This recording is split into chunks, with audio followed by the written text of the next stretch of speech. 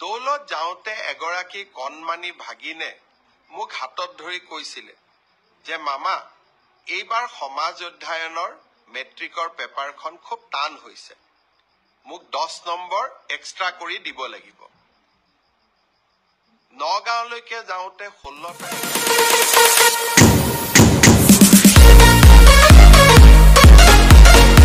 গৈছিলো, তাতো এগৰাকী ভাগিনে এনেকেই কথা ক'লে আৰু বৰদোৱাতো আন এগৰাকী ভাগিনে একেই কথা ক'লে যে সমাজ অধ্যয়নৰ পেপাৰখন এইবাৰ মেট্ৰিকত খুব টান হৈছিল। মই প্ৰত্যেকটো কথাই সিৰিয়াছলি লওঁ। গুৱাহাটীত আহি সেবাৰ চেয়াৰমেনক মই সুধিলো যে সমাজ অধ্যয়নৰ পেপাৰখন সঁচাই টান হৈছিল নেকি। সেবাৰ অধ্যক্ষ ডাঙৰীয়াই মোক ক'লে যে প্ৰশ্নখনৰ পেটাৰ্ণ বদলিছে। যোৱা বছৰো প্ৰশ্নখনৰ পেটাৰ্ণ বদলোৱা হৈছিল আৰু এইবাৰো পেটাৰ্ণটো বদলোৱা হৈছে যাতে ছাত্ৰ ছাত্ৰীসকলৰ জেনেৰেল নলেজৰ পৰীক্ষা সেবাই ল'ব পাৰে। ব্যৱস্থাটো আদৰণীয়, কিন্তু যদি মোৰ ভাগিনবিলাকে আকৌ মেট্ৰিকত ফেইল কৰি যায় তেতিয়াহ'লে কেনেকৈ হ'ব? সেইটোতো হ'ব নোৱাৰে। সেইকাৰণে মই সেবাৰ অধ্যক্ষক মই অনুৰোধ কৰিছো যে আপুনি চাব, যদি মোৰ ভাগিনবিলাকৰ পৰীক্ষা সমাজ অধ্যয়নখনত বেয়া হয় কিন্তু আন পেপাৰবিলাকত ভাল হয়, তেতিয়াহ'লে এইবাৰ সমাজ অধ্যয়নত আমি সকলোকে অতিৰিক্তকৈ কিবা নম্বৰৰ ব্যৱস্থা কৰি হ'লেও ভাগিনসকলক মেট্ৰিক পাছ কৰাৰ সুবিধা কৰি দিব লাগিব।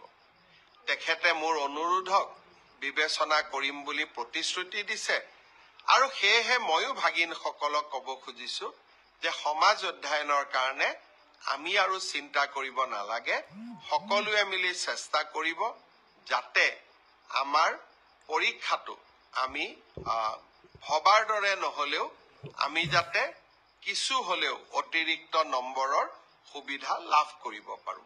মই ভাবো যে এই ঘোষণাটোৱে ভাগিনসকলৰ চিন্তা কিছু দূৰ কৰিব।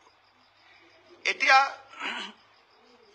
মই ফেচবুক লাইভতে পাই আছো পিজিটি ৰিজাল্ট কেতিয়া দিব, গ্ৰেজুৱেট টিচাৰৰ ৰিজাল্ট কেতিয়া দিব।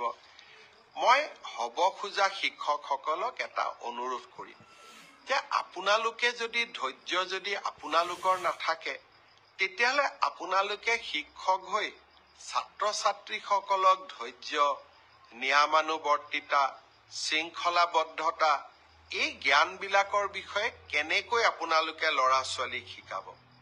মই আপোনালোক যি ধৰণে উদ্গ্ৰীৱ হৈ আছে, মোৰ চিন্তা সিমানেই বাঢ়ি গৈ আছে যে আপোনালোকে একোজন প্ৰকৃত শিক্ষক হ'ব পাৰিবনে নাই। সেয়েহে যিমানে আপোনালোকৰ চিন্তা বাঢ়িছে, নিযুক্তিৰ তাৰিখো মই 15 দিনকৈ আগুৱাই লৈ গৈ আছো যাতে আপোনালোকৰো এটা ধৈৰ্যৰ পৰীক্ষা আমি ল'ব পাৰো। তথাপিতো আপোনালোকে যিহেতু সুধি থাকে সেইকাৰণে মই উত্তৰ দিব খুজিছো। মে মাহৰ প্ৰথম সপ্তাহত পোষ্ট গ্ৰেজুৱেট আৰু গ্ৰেজুৱেট টিচাৰ যি 9075টা পদৰ গ্ৰেজুৱেট টিচাৰৰ নিযুক্তি পৰীক্ষা হৈছিল, তাৰ ফলাফল সেবাই ঘোষণা কৰিব। কিন্তু তাৰ পিছত আপোনালোকৰ ডকুমেণ্ট ভেৰিফিকেশ্যন হ'ব আৰু ফাইনেল নিযুক্তি 10 অক্টোবৰত হ'ব। আৰু 10 অক্টোবৰলৈ আপোনালোকে ধৈৰ্য ধৰিবই লাগিব, কাৰণ আমিও আপোনালোকৰ অকণমান ধৈৰ্যৰ পৰীক্ষা কৰিব খুজিছো। ঠিক সেই ধৰণে যিসকল শিক্ষকে মোক সুধি আছে 5550ৰ লিষ্ট কেতিয়া দিব, আপোনালোককো মই জনাব খুজিছো যে এপ্ৰিল মাহৰ ভিতৰত আমি আপোনালোকৰ ডকুমেণ্ট ভেৰিফিকেশ্যনৰ কাম শেষ কৰিম। মে মাহৰ পৰা আপোনালোকৰ প্ৰভিজনেল লিষ্ট ওলাব, কিন্তু নিযুক্তি 10 অক্টোবৰত হ'ব আৰু তেতিয়ালৈকে আমি সকলোৱে ধৈৰ্য ধৰিম। কোনোবাই ক'ব পাৰে যে নতুন নিযুক্তিৰ ল'ৰা ছোৱালীয়ে যদি ইমান দেৰিকৈ দিওঁ তাতো পোষ্ট ল'ব নেকি? নহয়, নতুন নিযুক্তিৰ তালিকা 10 অক্টোবৰৰ পিছত ওলাব। গতিকে 10 অক্টোবৰত যিসকলে নিযুক্তি পাব তেওঁলোকে স্বাভাৱিকভাৱে নতুন নিযুক্তিত এলপিৰ শিক্ষক এলপিত অৱতীৰ্ণ হ'ব নোৱাৰিব, কিন্তু তেখেতসকলে ইউপিৰ পৰীক্ষাত বা আপাৰ প্ৰাইমেৰীৰ মেৰিট লিষ্টত তেওঁলোকৰ নাম ডেফিনেটলি অন্তৰ্ভুক্ত হ'ব পাৰে। গতিকে মই সকলোকে ধৈৰ্য ধৰিব ক'লো। গ্ৰেজুৱেট আৰু পোষ্ট গ্ৰেজুৱেট টিচাৰৰ ৰিজাল্ট মে মাহত, কিন্তু আফটাৰ ডকুমেণ্ট ভেৰিফিকেশ্যন নিযুক্তি 10 অক্টোবৰ। তেনেকৈ LP MEৰ 5,550ৰো ডকুমেণ্ট ভেৰিফিকেশ্যনৰ কাম এপ্ৰিল মাহত আমি সমাপ্ত কৰিম। মাৰ্চ মাহৰ পৰা প্ৰভিজনেল লিষ্ট ওলাব, কিন্তু নিযুক্তি 10 অক্টোবৰত হ'ব। এতিয়া মই আহিছো এটা নতুন চৰকাৰী আঁচনিৰ বিষয়ে।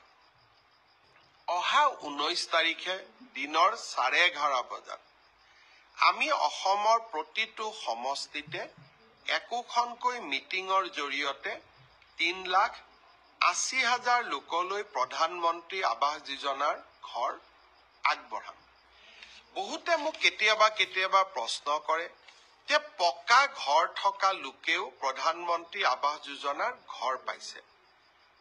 19 তাৰিখে যিসকল লোকে আমাৰ পৰা অনুমোদন পত্ৰ ল'ব আহিব বা চৰকাৰৰ পৰা চেক পাব, তাৰ ভিতৰত যদি আপোনালোকে ভাবে যে কোনোবাই পাব নলগা লোকে এই ঘৰ পাইছে বা আমাৰ পঞ্চায়ত গ্ৰামোন্নয়ন বিভাগৰ লোকসকলে টকা পইচা সংগ্ৰহ কৰি নাপাবলগীয়া লোকক ঘৰ দিছে, যদিও মই বিশ্বাস কৰা নাই, আপোনালোকক অভিযোগ দিবৰ কাৰণেও আমি এটা ইমেইল নম্বৰ দিম, যাতে কোনোবা পকা ঘৰ থকা লোকেও যদি আৰু এবাৰ ঘৰ লৈছে আপোনালোকে অভিযোগ দিব পাৰিব আৰু অভিযোগ আমি পৰীক্ষা কৰিম। কিন্তু এতিয়া মই এটা নতুন কথা আপোনালোকক ক'ব খুজিছো। এইবাৰ আৱাস যোজনাৰ আমি আকৌ নতুন জিঅ' টেগিঙৰ কাম আৰম্ভ কৰিছো। জিঅ' টেগিং মানে আপোনাৰ ঘৰখনৰ ফটো লৈ আমি তাক আপলোড কৰিম আৰু যদি ঘৰ পোৱাৰ যোগ্য, অহাবাৰ ঘৰ পোৱাৰ তালিকাত আপোনালোকৰ নাম আমি সন্নিৱিষ্ট কৰিম। পঞ্চায়ত আৰু গ্ৰামোন্নয়ন বিভাগৰ কৰ্মচাৰীসকলে এই ক্ষেত্ৰত দুৰ্নীতি বা ৰাইজৰ পৰা টকা পইচা বিচাৰে বুলি বহুতে অভিযোগ কৰে। সঁচা মিছা মই নাজানো। সেইবাবে এইবাৰ জিঅ' টেগিঙৰ দায়িত্ব আমি জীৱিকা সখী বাইদেউসকলক দিছো। জীৱিকা সখী বাইদেউসকলে জিঅ' টেগিং কৰিব। গাঁও সভাত এই আঁচনিখনৰ বিষয়ে আলোচনা হ'ব। হিতাধিকাৰীসকলৰ নাম পৰীক্ষা হ'ব। পুনৰ ব্লক পৰ্যায়ত ইয়াক পুনৰ বিবেচনা কৰা হ'ব আৰু শেষত জিলা পৰ্যায়ত ইয়াক অনুমোদন দিয়াৰ পিছতহে জিঅ' টেগিঙক আমি ফাইনেল কৰিম। সেইকাৰণে আপোনালোকে সকলোৱে জিঅ' টেগিঙত অংশগ্ৰহণ কৰক আৰু জীৱিকা সখী বাইদেউসকলক সহায় কৰক। এইবাৰ আমি আৰু এটা নিয়ম ৰাখিছো। কোনোবাই যদি ভাবে জীৱিকা সখী বাইদেউগৰাকীয়ে মোৰ ঘৰটো জিঅ' টেগিং নকৰিলে, আমি সেলফ জিঅ' টেগিঙো কৰিব পাৰো। অৰ্থাৎ নিজৰ ঘৰটো আমি নিজেই জিঅ' টেগিং কৰি আমি দিব পাৰিম। এই ধৰণৰ সেলফ জিঅ' টেগিঙৰ সুবিধা এটাও এইবাৰ আমি এই নতুন জিঅ' টেগিঙৰ সৈতে সন্নিৱিষ্ট কৰিছো। জীৱিকা সখী বাইদেউসকলে জিঅ' টেগিং কৰিব। মই বিশ্বাস কৰো যে বাইদেউসকলে এটকাও কাৰো পৰা নোখোজে আৰু কোনোবাই খুজিলেও নিদি নিজৰ নামটো নিজেও জিঅ' টেগিং কৰিব পাৰিব। 19 তাৰিখে নতুন ঘৰ পাবৰ কাৰণে আমি যি সভাৰ আহ্বান কৰিছো 126টা সমষ্টিত, সেই বিষয়ে মই আৰু অলপ মোৰ ভাষণত তাৰ বিষয়ে আপোনালোকক বুজাই দিম। এডিআৰিৰ ৰিজাল্ট দিলে মই অত্যন্ত আনন্দিত যে তৃতীয় আৰু চতুৰ্থ শ্ৰেণীৰ ৰিজাল্ট দিয়াৰ পিছত সকলোৱে এটা কথা স্বীকাৰ কৰিছে যে এই ৰিজাল্ট মেৰিটৰ আধাৰত হৈছে, মেধাৰ ভিত্তিত হৈছে। আৰু সঁচাকৈ চৰকাৰী চাকৰি আমি মেধাৰ ভিত্তিত দিয়াৰ বাবে প্ৰতিশ্ৰুতিবদ্ধ। এতিয়া কোনোবাই মোক কৈছে, মামা কাট অফ নম্বৰ বহুত হ'ল। কাট অফ নম্বৰটো চৰকাৰে নিয়ন্ত্ৰণ নকৰে। যদি 3,000 পোষ্ট থাকে, আমি 2জন কৰি বা 3 জন কৰি উত্তীৰ্ণ প্ৰাৰ্থীক মাতো। 3000 পূৰণ 2, 3000 পূৰণ 3, 9000। মেৰিট মতে 9000 নম্বৰটো আহি যোৱাৰ লগে লগে 9000 নম্বৰ লাভ কৰা ব্যক্তিজনৰ যিটো নম্বৰ সেইটোৱে কাট অফলৈকে ৰূপান্তৰিত হয়। কাট অফ কোনেও বনাই নিদিয়ে। কাট অফ ছাত্ৰ ছাত্ৰীসকলৰ পৰীক্ষাৰ ফলাফলে নিৰ্ণয় কৰে। কোনোবাই যদি ভাবে যে কাট অফ বেছি হৈছে, তাৰ মানে ইয়াকে বুজাব পাৰি যে সঁচাকৈয়ে এইবাৰ পৰীক্ষাৰ ফলাফল যোৱাবাৰতকৈ ভাল হৈছে।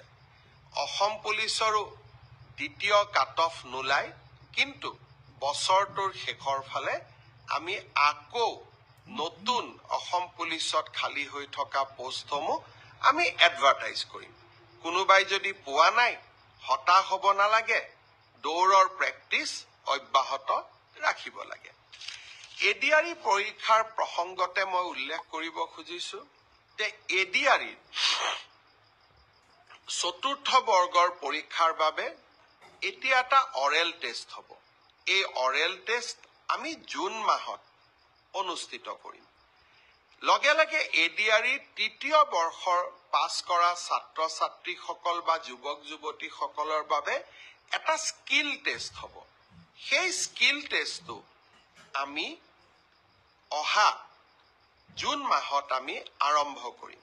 আমাৰ লক্ষ্য হৈছে যাতে এডিআৰইৰ নিযুক্তিও আমি 10 অক্টোবৰত দিব পাৰো আৰু নৱেম্বৰ, ডিচেম্বৰ, জানুৱাৰীৰ ভিতৰত এডিআৰইৰ নতুন এডভাৰটাইজমেণ্টটো আমি যাতে দিব পাৰো।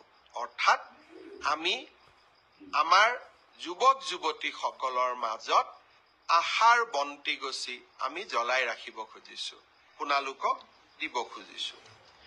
অহা 20 তাৰিখে ডিব্ৰুগড় জিলাত আমাৰ কেবিনেটৰ বৈঠক অনুষ্ঠিত হ'ব। কাৰণ প্ৰত্যেক মাহত 4 দিন বা 3 দিন মই ডিব্ৰুগড়ত থাকো আৰু ডিব্ৰুগড়ত থকা সময়তে ডিব্ৰুগড়ত আমাৰ কেবিনেটখনো অনুষ্ঠিত হ'ব। আমি অসমৰ প্ৰাথমিক বিদ্যালয় যি 100 জন ছাত্ৰ ছাত্ৰী আছে, সেই স্কুলবিলাকত প্ৰধান শিক্ষকৰ পদ আমি সৃষ্টি কৰিছিলো আৰু খুব কম সময়ৰ ভিতৰতে এই প্ৰধান শিক্ষক পদৰ নিযুক্তি হ'ব।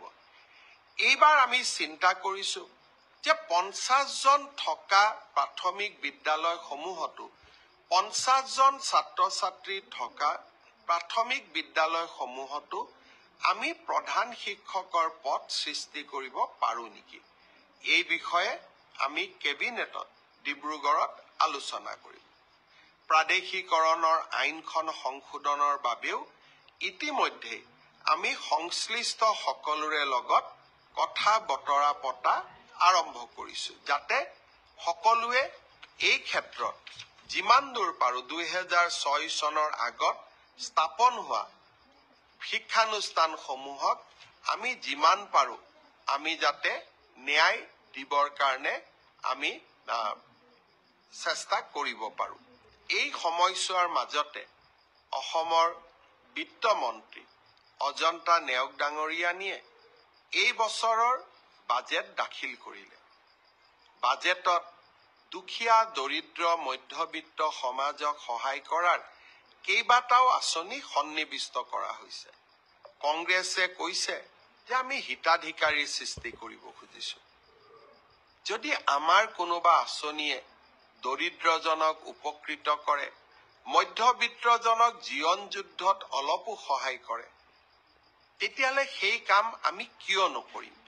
আমিতো চৰকাৰ গঠন কৰিছোৱেই দুখীয়া, দৰিদ্ৰ আৰু মধ্যবিত্ত সমাজখনক সহায় কৰাৰ। কোনোবাই মোক উপলুঙাও কৰিছে যে অসমৰ নিজা ছেটেলাইট কেনেকে হ'ব পাৰে। কোনোবা দুই এজনে লিখিছেও যে আমি ছেটেলাইট কৰিব নোৱাৰো। অসম্ভৱক সম্ভৱ কৰাই আমাৰ কাম। কাৰণ অসমৰ এতিয়া আকাশ চুবৰ মন। আমাৰ নিজৰ ছেটেলাইটে হওক, প্ৰটন থেৰাপিৰ কেঞ্চাৰ ৰোগৰ ট্ৰিটমেণ্টৰ বাবে প্ৰটন থেৰাপিৰ মেচিনে হওক বা অসমৰ কলা সংস্কৃতিক সংৰক্ষণৰ বাবে অসমৰ নিজা অতিথি প্লেটফৰ্মে হওক। যি ভাবিছে ই অসম্ভৱ মই ভাবো। যি অসমীয়াই এটা ৰাতিৰ ভিতৰতে গড় নিৰ্মাণ কৰি ৰামসিংহ ঔৰংজেবক ৰখাব পাৰিছিল, সেই অসমীয়াই আকাশত ছেটেলাইটো উৰাব পাৰিব, প্ৰটন থেৰাপিৰ মেচিনো আনিব পাৰিব আৰু নিজৰ অতিথি প্লেটফৰ্মো বনাব পাৰিব। বহুত বহুত ধন্যবাদ। জয় হিন্দ। আকৌ লগ পাম।